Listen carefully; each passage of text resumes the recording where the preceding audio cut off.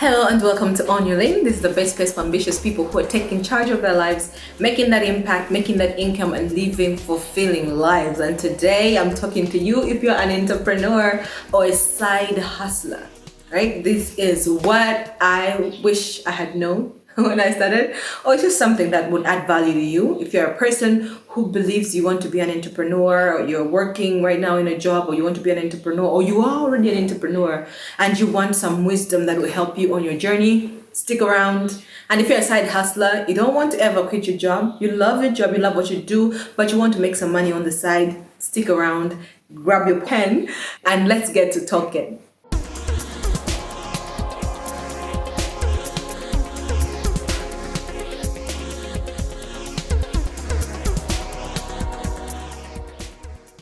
All right, so why do I want to talk to entrepreneurs and side hustlers?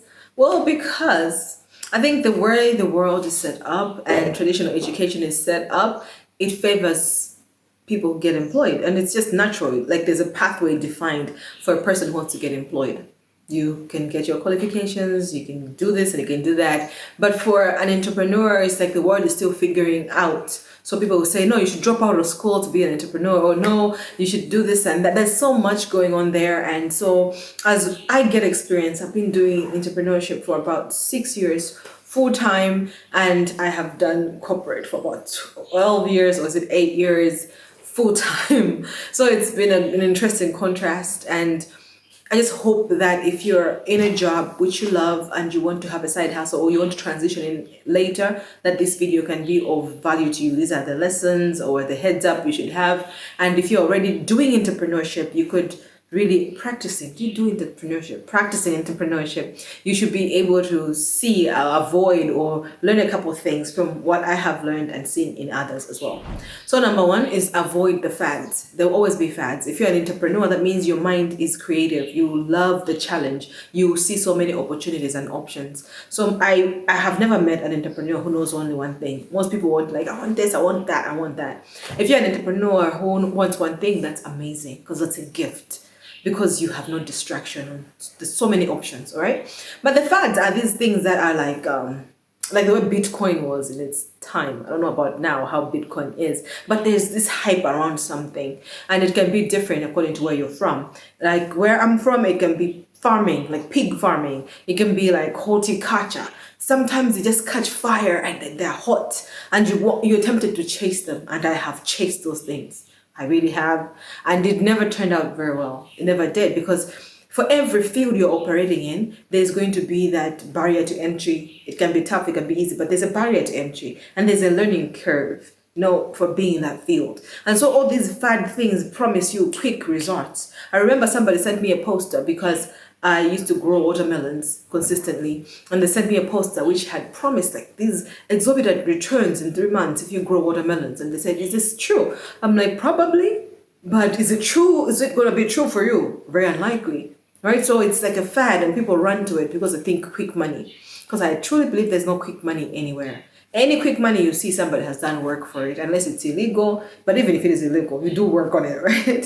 So don't chase the fads. Know your field, know your interest, and invest in that. You will have challenges, you'll be tempted to quit. Know it and learn it. That time when you want to quit, you're acquiring experience that nobody who is coming in quickly can get. All right, so if somebody just starts something today, they will make mistakes that you wouldn't make because you have had that experience. And that is not something that can be a fad. And if you see anybody who comes into the scene and they make money really quickly, ask them or learn their story. You find that they have learned from somewhere. They have some experience, because that magical money never really happens. So if you're going to chase that, you're going to be chasing the wind. And if you're an entrepreneur, you have no time to chase the wind. You have limited energy, limited time. You'd rather be chasing the real thing all the time. So do yourself a favor and avoid the fads. The second thing is passion is a cliche, right? It almost sounds like something you should go like, passion what? Something like a motivational speaker would say. We can make jokes about a motivational speaker and what they say about passion. But passion is cliche, maybe overused, but it is so true. Because like I said in the first point, you have a challenge. There'll be barriers to entry, and when you get through that, then there'll be the learning curve. And then there'll be the natural challenges in that value chain, whatever business you're in and whatever side hustle you're pursuing. And so if you don't have passion for that, it's easy to quit. I have quit so many businesses before because I got in there, maybe because I was excited for that moment, but sometimes it's because I made the projections, the financial projections, and I thought I'm going to make a killing easily. And when it got tough, I was like, out with no second thought. I'm out, I'm gone. And if you ask me later, I've moved on to something else. So passion is what allows you to stick around long enough to see results. When you don't see results, you know how it is, like you're working, you're doing the right things, but the results are not there yet. It doesn't mean the results are not coming, because it could just mean that the harvest season is not there in. In farming, you know that when you plant something, it has a gestation period, right? So you don't get stressed in the gestational period.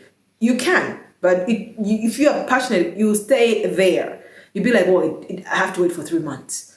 I have to wait for 3 months, or it'll be a crop that you wait for 6 months, whatever it is. You will hold on and not quit because you love this thing. You have a passion for it. Whereas somebody else will say, you know what, I can do other things. I don't have time for this. So passion is really, really important for you.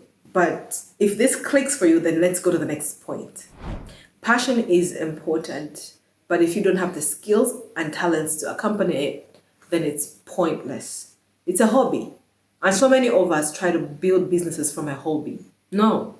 You should have hobbies. Enjoy your hobbies. You could be like a person who loves baking cakes. It doesn't have to become a business. You're a person who loves organizing. It doesn't have to become a business. You're a person who loves singing. It doesn't have to become a business. You're a person who knows how to draw and art, whatever. It doesn't have to become a business, right? Not everything has to become a business. So sometimes you just have a passion for something and you enjoy doing it. Enjoy it. If you want to make a business out of it, then you need more than just passion. You're going to need skills, you're going to need talents, and you're going to keep improving on those things over time. So is what you're doing a hobby? Is it like a business? Check the passion, talent, and skills. That will tell you the story. And if it is just a hobby, treat it like that. If it is not a hobby, treat it like that as well. Don't take something that you want to treat as a business too lightly, and don't take something that you're treating as a hobby like a business. You will lose a lot of money like that. The next thing you should do is have a plan and work that plan. Having a plan means before you start something, you envision the process, you envision the end. You're thinking, okay, this is what I'm going to do, this is how it's going to go. And chances are it's not going to go that way. But still, a plan helps you stay grounded. Working the plan means then you go to the plan and you make it happen, and then you can notice, okay, I said we're going to make 2 million here, but we made 200,000. Then we make adjustments, right? The plan is supposed to be a roadmap and you're supposed to maneuver through it. As you get more experience, your planning will improve because the reality will now be like experience, okay? But at the start, always have a plan and work that plan, make adjustments. Don't feel like, oh, it's not working as according to plan. Plans usually don't work exactly like they should, but they give you that roadmap that allows you to not just get lost in the things. Because if you don't have a plan, you could easily find yourself doing one thing today and doing another thing tomorrow, according to the winds and according to the speculation and according to how you feel. So having a plan allows you to stick to something, and when you are working that plan, allows you to improve the planning process for you, so that next time your plan will not be so far removed from reality, and also next time you will have learned and you'll have experience to guide you in your process. And if you want help planning with intention, not just planning like, okay, I think I want this, and you start running with it. No, if you want a thought through process that can help you plan well, then you should check out my program, Purpose Planning. It's in the description box. It's going to really help you get organized with your thoughts, get organized with your systems, and then have a roadmap that allows you to prosper, allows you to see where you're going and be motivated to keep going. Check it out, Purpose Planning. The next thing you should do is learn from others. Have a mentor, have a support system.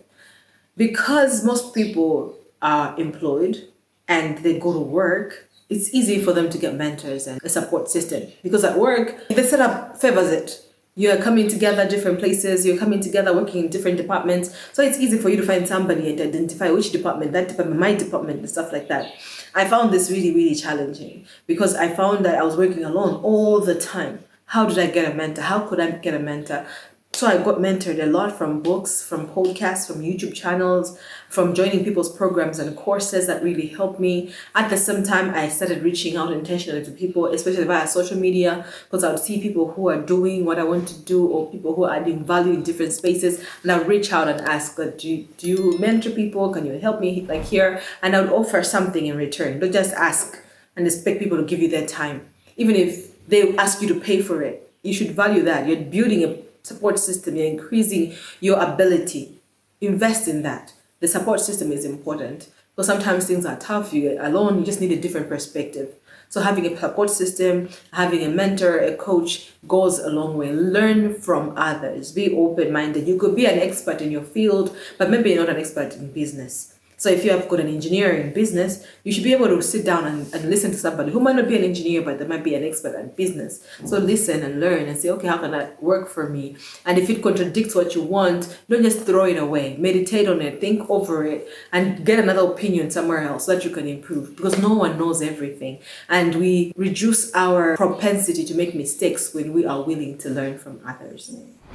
And the last thing I'm going to tell you is enjoy the process. It's challenging. It's meant to be challenging. This is why people quit. But those who don't quit get to see amazing fruit in the end.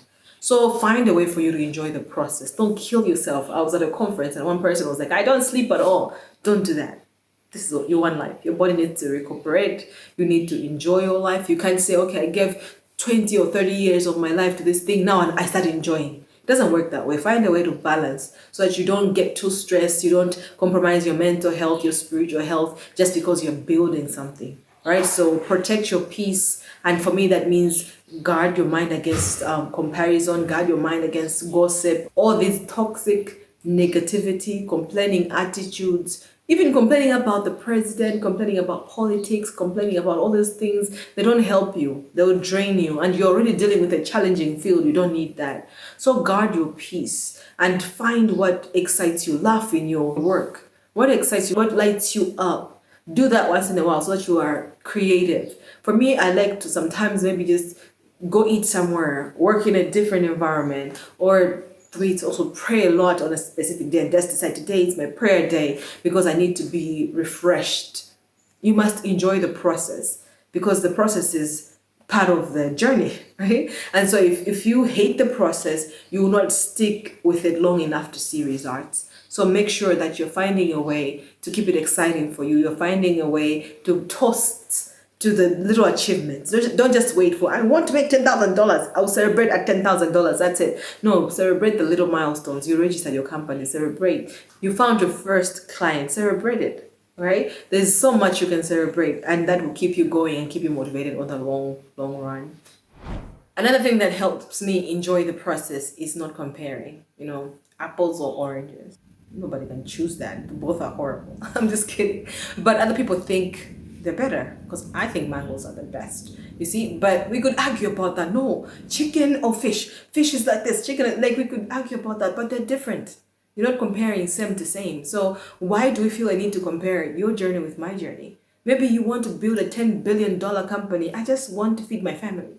It's different destinations. So you feel like you have to slay yourself and not sleep. Whereas maybe I might feel like I'm going to sleep because this is for my family. So I'm going to make whatever money I can make and be spending time with my family. So sometimes when you are comparing, you find that you're supposed to celebrate maybe your 10th client. You're not celebrating because somebody else is celebrating their 100th client.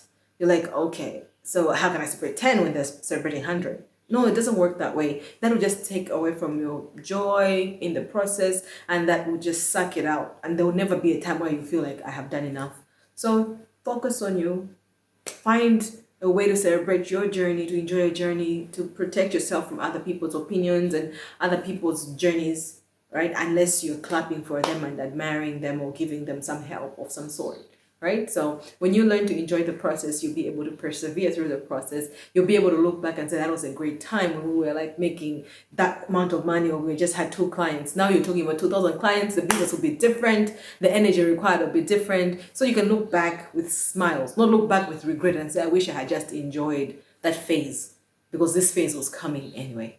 So I hope this was helpful for you. If you're an entrepreneur, a side hustler, an entrepreneur to be, please drop me a comment to see which tip, which thought was resonating the most with you. And if you would please like, share, subscribe, I'd appreciate it. And if you want to work on your vision, to be clear about what you want to put out into the world in terms of entrepreneurship or side hustles, or you have multiple ideas and businesses and you're trying to figure it out, then do join my program, Circle of Greatness. It is great for clarity, it's great for focus, it's great for having a strategy for your life so that you can move forward with intention. It will really transform your life if you let it. So check out in the description box, it's right there. Click the link there. And my name is Memphis Tandizo Kanjanza.